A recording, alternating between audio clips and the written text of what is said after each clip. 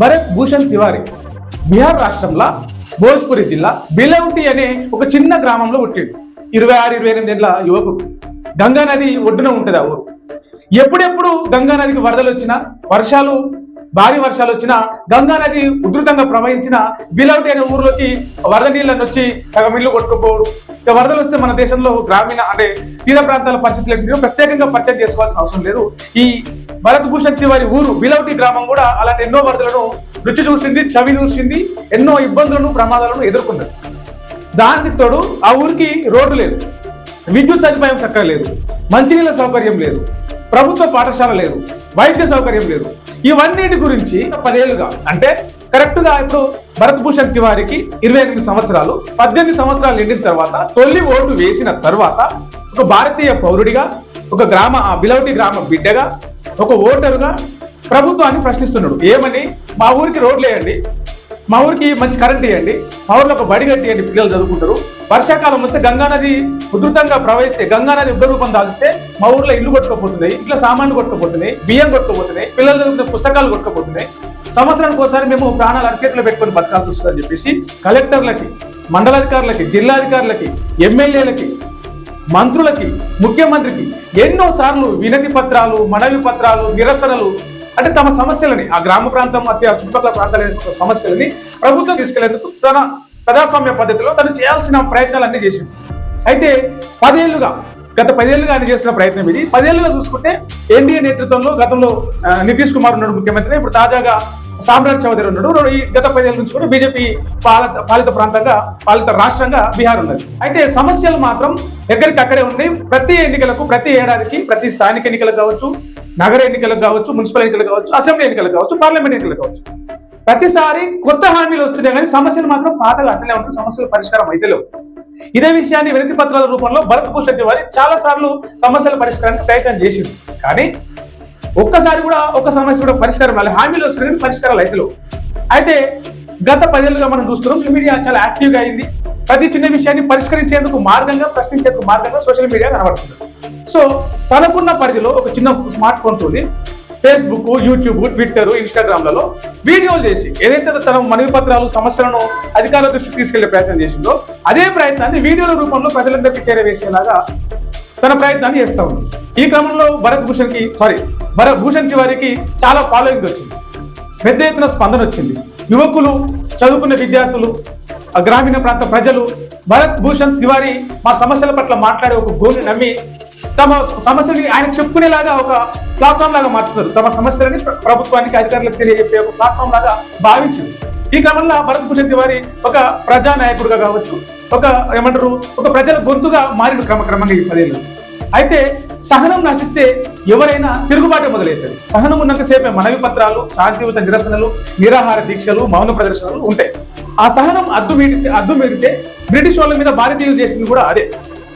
తెలంగాణలో, మన రాష్ట్రంలో చూసుకుంటే రాజాకారుల మీద, దొరల మీద తెలంగాణ బిడ్డలు చేసింది సాయుధ పోరాటం అదే.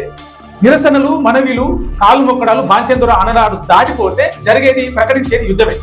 ఈ భరత్ భూషణ్ తివారీ కూడా ఎన్నో సంవత్సరాలు, గత 10 సంవత్సరాలుగా చెప్పినట్టుగా మనవి పత్రాలు, వినతి పత్రాలు, నిరసనలు చేసినట్టుగా ఎక్కడి నుంచి స్పందన రాలే. సో సోషల్ మీడియా వేదికగా ప్రశ్నిస్తున్న క్రమంలో మీరు కనుక మా ప్రజల బాధలు పట్టించుకోకపోతే, మా సమస్యలను పరిష్కరించకపోతే మేము భగత్ సింగ్ లాగా ఆయుధం పట్టాల్సి వస్తుంది. మేము గాంధీ మార్గంలో శాంతియుతంగా మిమ్మల్ని ప్రశ్నిస్తున్నాం, మిమ్మల్ని బతిలాడుకుంటున్నాం, మీరు స్పందిస్తలేరు. సో మేము భగత్ సింగ్ మార్గాన్ని ఎంచుకోవాల్సి వస్తుంది, సుభాష్ చంద్రబోస్ మార్గాన్ని ఎంచుకోవాల్సి వస్తుంది, అల్లూరి సీతారామరాజు మార్గాన్ని ఎంచుకోవాల్సి వస్తుంది అని చెప్పేసి సోషల్ మీడియా వేదికగా ప్రకటించింది. మేము మనవి పత్రాలు పట్టుకొని వస్తే మీరు స్పందిస్తలేదు, మేము తుపాకీ పట్టుకొని భగత్ సింగ్ లాగా పార్లమెంట్ లో బాంబు వేసుకుని మేము తుపాకీతో ప్రశ్నించాల్సి వస్తుంది అని చెప్పేసి బహిరంగంగా వీడియోలలో మాట్లాడింది.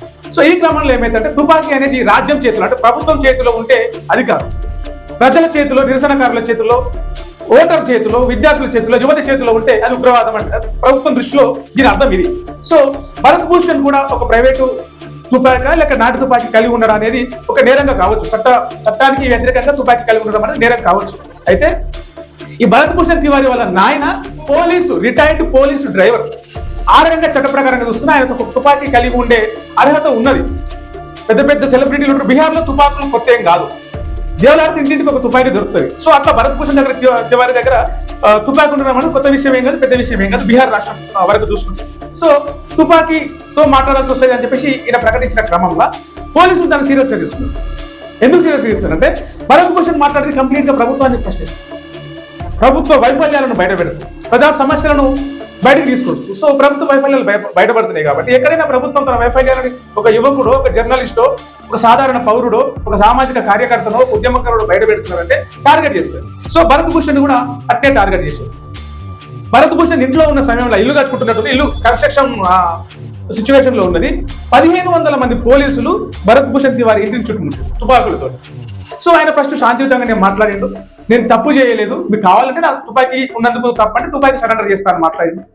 ఆ క్రమంలో కూడా లేదు నువ్వు సరెండర్ కావాలి, నువ్వు పోలీస్ స్టేషన్కి వచ్చి పోలీసుల పరిధిలోకి వచ్చి సమాధానం చెప్పాలని చెప్పేసి పోలీసుల వాదన. ఇద్దరి మధ్యలో కొంత వాదన జరిగింది. ఈ క్రమంలోనే కొంతమంది పోలీసులు చుట్టుముట్టే క్రమంలో భరత్ భూషణ్ తివారీ ఏం చేసిందంటే, మీరు నన్ను చుట్టుముడితే నేను తుపాకీతో మాట్లాడతాను చెప్పేసి తుపాకీ చూపించింది. సో అటువైపు నుంచి తుపాకీ వచ్చినప్పుడు ఇటువైపు నుంచి తుపాకీ చూపించడం అనేది యుద్ధ నీతి అంటారు. ఈ క్రమంలో భరత్ భూషణ్ తల్లి భరత్ భూషణ్ నచ్చి చెప్పి, వివాదాలు ఇవన్నీ ప్రజలతోటి కొట్లాడదాం, మనం ప్రజల వైపు నుండి కొట్లాడదాం, తుపాకీ మనం కొద్దిగా పోలీసులతో లొల్లొద్దు అని చెప్పిన తర్వాత భరత్ భూషణ్ పోలీసులకు లొంగిపోయాడు. తుపాకీ సరెండర్ చేసి పోలీసులకు లొంగిపోయాడు. అక్కడి వరకే వీడియోలలో ఉంటది. అక్కడ ఏం జరిగింది అనేది ఎక్కడ కూడా లైవ్ మొత్తం కూడా కట్ చేసాడు. ఆ తర్వాత ఏం జరిగిందంటే భరత్ భూషణ్ కి వస్తున్న విపరీతమైన స్పందన కావచ్చు, సోషల్ మీడియాలో వీడియోలకు రియాక్షన్ కావచ్చు, ప్రజల నుంచి పెరుగుతున్న మద్దతు కావచ్చు, ప్రభుత్వానికి కావచ్చు, పోలీసులకు కావచ్చు, రేపటి నాడు ఒక ప్రమాదకర సంకేతంగా మారబోతుందని భావిస్తున్న ప్రభుత్వం, పోలీసులు భరత్ భూషణ్ తివారీని లొంగిపోయిన తర్వాత కాల్చి చంపుతారు. ఎందుకు కాల్చి చంపిర్రు? లొంగిపోయిన తర్వాత ఒకరిని కాల్పులు జరపొద్దు, షూట్ చేయొద్దు అనేది ఉంటది. ఎందుకు చేసిరు అని చెప్పేసి మాట్లాడితే భరత్ భూషణ్ తివారీ తన దగ్గర ఉన్న తుపాకీతోని పోలీసుల మీద కాల్పులు తెగబడిండు. కాబట్టి తిరిగి ఆత్మరక్షణ కోసం మేము పోలీసులు కాల్పులు జరపాల్సి వచ్చింది. 1500 మంది పోలీసులు ఒక్కరి మీద 1500 మంది పోలీసుల మీద ఒక్కరు కాల్పులు జరిగితే ఆ ఒక్కరిని ఎదుర్కోవడానికి 1500 మంది పోలీసులు కాల్పులు జరిగారు ఆత్మరక్షణ కోసం. ఇది పోలీసులు చెప్తున్న విషయం. సో అక్కడ గ్రామస్తులు కావచ్చు, భరత్ భూషణ్ తివారీ కుటుంబ సభ్యులు కావచ్చు, వాళ్ళు మాట్లాడిన మాటలు ఏంటంటే, నా కొడుకులు భరత్ భూషణ్ తల్లి చెప్తున్నమాట, నా కొడుకు లొంగిపోయిన తర్వాత తుపాకీ సరెండర్ చేసిన తర్వాత పోలీసులు కాల్పులు జరిపారు అని చెప్పేసి సుప్రీంకోర్టులో పిటిషన్ వేశారు.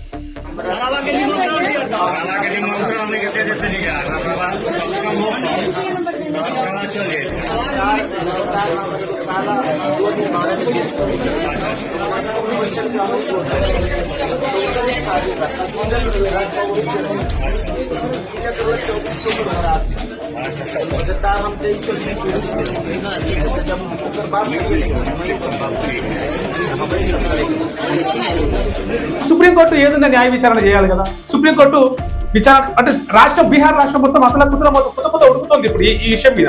యువత అంతా కూడా భరత్ భూషణ్ తివారీ కుటుంబానికి, భరత్ భూషణ్ తివారీ విధానానికి మద్దతు పలుకుతూ పెద్ద ఎత్తున వీధుల్లోకి వస్తున్నారు.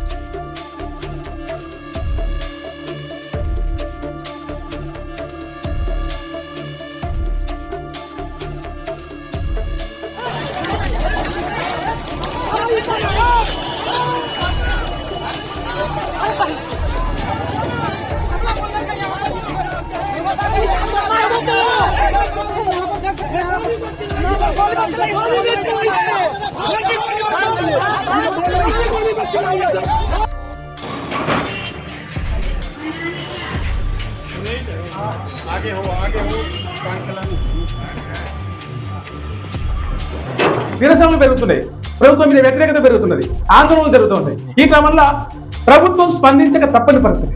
ఫస్ట్ బీహార్ సీఎం సామ్రాట్ చౌదరి ఒక రిటైర్డ్ జడ్జితోని కమిటీ చేసింది, దీని మీద న్యాయ విచారణ చేయండి అని చెప్పేసి.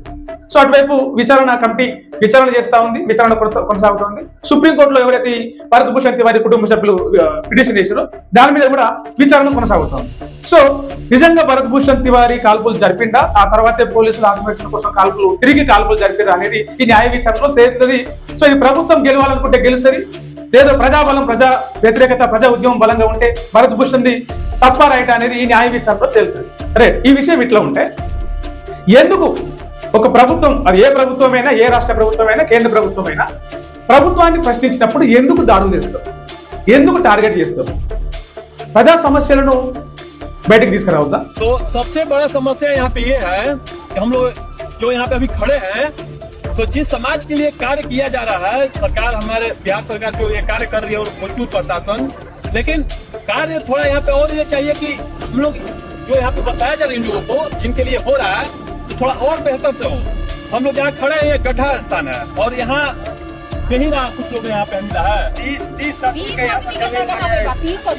30 से 40 लोगों का गड्ढा में, ये हम लोग यहाँ देखिए गड्ढे में ही है। थोड़ा आप देख सकते हैं, पानी लगा गड्ढा ही, बारिश हुआ है कल, पानी लग गया है एक दिन के। देखिए वो लड़का जवैनिया गांव के लिए आवाज उठाता था और जवैनिया गांव में अभी जो काम हो रहा है उसमें भी बहुत करप्शन हो रहा है और वहाँ के लोगों को विस्थापित किया गया था इस गांव के बगल में, और वो चाहता था वहाँ के लोगों को सही जगह पे विस्थापित किया जाए। उस लड़के का एक वीडियो है जिसमें वो कह रहा है कि अगर मैं मर जाऊँ तो मेरा शरीर का अंग जो है आर्मी के लिए, प्रशासन के लिए और गरीब लोगों के लिए दे देना। वो वीडियो 3 महीना पहले का है और सोचिए उसका सोच कितना बड़ा था, और वो अधिकारियों से मिलता था सिर्फ और सिर्फ गांव के समस्याओं को लेके, और जब ये सिस्टम उसके लिए कुछ काम नहीं किया तो वो मेंटल डिस्टर्ब हो गया, हथियार उठाया। जैसे आज के समय में लोग टावर पे चढ़ जा रहे हैं तो पुलिस आके बोल रहा है कि आपकी सारी बातें मान ली गई है, तो वैसे ही वो हथियार के सहारे बोला क्या कि हमारी बातें मान ली जाए। नक्सलवादियों को लोग मौका देते हैं, जो बहुत सारे मर्डर किए रहते हैं उनको मौका देते हैं। ये तो इसके ऊपर तो कोई क्रिमिनल केस भी नहीं था, एक सिंगल केस नहीं था। हथियार फेंक देने के बाद इसका एनकाउंटर हुआ है, कहीं नहीं तो कहीं गलत है। इनकाउंटर है ही नहीं। इनकाउंटर मतलब ये होता है कि उधर से गोली चलती है, जवाब में पुलिस इधर से किसी भी व्यक्ति को हरसठ गोली मारने का अधिकार नहीं है। उस पर भी वही आरोप लगेगा हत्या का, जैसे कि आप किसी को गोली मारेंगे। जिन लोगों ने गोली चलाई और निहत्थे को मार गिराया वो हत्या के दोषी हैं, उन पर हत्या का फौजदारी मुकदमा चले। हम इतना ही कहेंगे कि इसमें न्याय होगा। क्या हुआ कि हमको लोगों ने वीडियो भेजा, हमको लोगों ने, यहाँ की जनता ने वीडियो भेजा, वो लाइव वीडियो था। उस लाइव वीडियो में यह हम देखे कि वो लड़का कुछ कह रहा है और हाथ में पिस्तौल है। उसके बाद वो लड़का वो पिस्तौल फेंकता है पुलिस की तरफ। अब पुलिस उसको ले लेती है, कहता है ये लीजिए पिस्तौल, अब पुलिस ले लेती है और उसके बाद फिर कहता है कि हाँ ठीक है हमको ले चलिए। इतना तक वो लाइव वीडियो में है। अब उसके बाद गोली मारी गई, तो प्रथम दृष्टया इससे लगता है कि ये कोई काउंटर नहीं है, ये हत्या है। बेलौटी ग्राम शाहपुर में जो भरत भूषण तिवारी की निर्मम हत्या हुई है बहुत ही दुखद है, और इस पर पूरे क्षेत्र में जो रोष है, हम लोग भी उसके पार्ट हैं। ये बर्दाश्त के बाहर की चीज़ है। इस ढंग की निर्मम हत्या पुलिस के द्वारा इनकाउंटर के बहाने से की गई, ये बहुत ही दुखद है, और इसका जितना विरोध किया जाए वो कम है। ప్రభుత్వ వైఫల్యాలను బయటపెట్టొద్దా?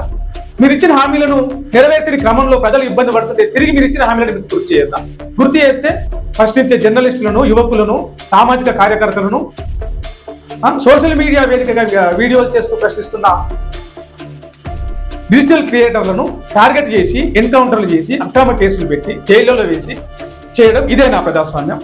భారతదేశంలో ఉన్న ప్రజాస్వామ్యం ఇదేనా? సో ఈ భరత్ భూషణ్ తివారీ విషయంలో జరిగింది ఇదైతే ఇది ఒక బీహార్లోని బిలౌటి గ్రామానికో పరిమితం కాదు. తెలంగాణలో ఇదే జరుగుతున్నది, ఏపీలో ఇదే జరుగుతున్నది, గుజరాత్లో ఇదే జరుగుతున్నది, తమిళనాడులో ఇదే జరుగుతుంది. తమిళనాడులో కొత్తగా సీఎం వచ్చిన ఇప్పుడు అలాంటి కేసులు నమోదు కాలేదనుకో. సో దేశంలో ఉన్న ప్రభుత్వానికి వ్యతిరేకంగా మాట్లాడిన ప్రతి రాష్ట్రంలో, ప్రతి గ్రామంలో జరుగుతున్న వ్యవస్థ ఇది. సో ఎందుకు ఇది జరుగుతున్నది? కాక్రోచ్ పార్టీ అని, సిజేపీ పార్టీ అని ఒకటి వచ్చింది. నీట్ పేపర్ లీక్ వ్యతిరేకంగా, అంటే ఒక సుప్రీంకోర్టు మాజీ జడ్జి చేసిన వ్యాఖ్యల మీద ఒక ఉద్యమం పుట్టుకొచ్చింది. ప్రజల్లో అశాంతి, అసమ్మతి ఉన్నప్పుడు ప్రభుత్వాలు ఒప్పుకోబట్టాలి. తిరిగి ప్రజల మీద దాడి చేస్తాం, ప్రజలను అణగదొక్కుతాం అంటే ప్రజా ఉద్యమాలు, స్వాతంత్ర ఉద్యమాలు, తెలంగాణ సాయుధ పోరాటాలు, అస్సాం పోరాటాలు, బెంగాల్ పోరాటాలు, నక్సల్బరీ పోరాటాలు, మావోయిస్టు పోరాటాలు భారతదేశానికి కొత్త ఏం కాదు. సో మళ్ళీ పోరాటాలు వద్దు, ఉద్యమాలు వద్దు, యుద్ధాలు వద్దు అనుకున్నప్పుడు ప్రభుత్వమే ఒక అడుగు వెనక్కి తగ్గి ఓట్ల కోసం ఇచ్చిన హామీలను బాధ్యతాయుతంగా నెరవేర్చినప్పుడు ఇలాంటి భరత్ భూషణ్ తివారీలు పుట్టుకరారు, అలాంటి మావోయిస్టులు పుట్టుకరారు, మళ్ళీ ఈ దేశంలో ఉద్యమాలు పుట్టుకురావు. ప్రజాస్వామ్య శాంతియుత దేశంగా భారతదేశం ఉంటుంది. కానీ అవన్నీ బాధ్యత మరిచినాడు భారతదేశం మరో భారత యుద్ధం మళ్ళీ పుడుతుంది. Thank you. మరో వీడియోలో మళ్ళీ కలుద్దాం. ఈ వీడియో మీద మీ అభిప్రాయం చెప్పండి. నేను మీ ప్రవేశించండి.